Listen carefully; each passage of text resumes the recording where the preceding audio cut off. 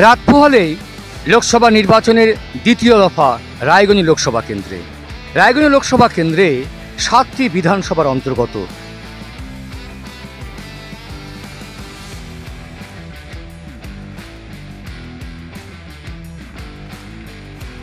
নিরাপত্তা যাতে সুনিশ্চিত থাকে তার জন্য পুলিশ প্রশাসন রয়েছে, 111 কোম্পানি কেন্দ্র বাহিনী রয়েছে এবং 4000 রাজ্য পুলিশ।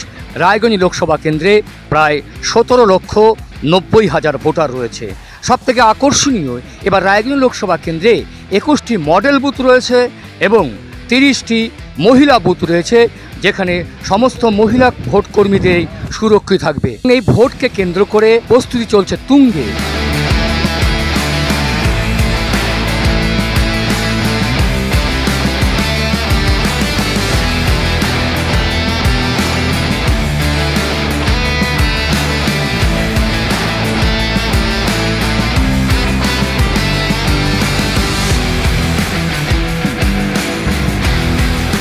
মনে তো হয় সব ঠিকঠাকই থাকবে, আশা করছি। মানে এর আগে যেমন একটা ব্যাপার ছিল, সেই ক্ষেত্রে মনে হয় না এরকম কিছু হবে। আমি খুবই আশাবাদী, হোপফুল যে সব ঠিকঠাক হবে।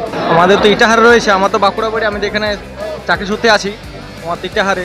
দেখা যাক এবছর তো সেফটিতে কিছু কোনো অসুবিধা নাই, আশা করি ঠিকঠাক সব কিছু হবে। আমরা চেষ্টা করব যতটা সম্ভব সুষ্ঠুভাবে ভোটটা নিয়ে আসার আর কি। এখন পর্যন্ত তো বলা যাচ্ছে না, এখন বুথে যাই তারপরে। কি চাইছেন ভোটটা গ্রহণ করার ক্ষেত্রে, কি চাইছেন? অবশ্যই সিকিউরিটি থাকা উচিত। ওরকম যা যা দরকার সব ঠিকঠাক পেয়েছেন? না, এখন পর্যন্ত তো ঠিকঠাক আছে, বুথে যাই তারপরে বলতে পারবো। রায়গঞ্জ থেকে শঙ্কর কুমার রায়, সংবাদ।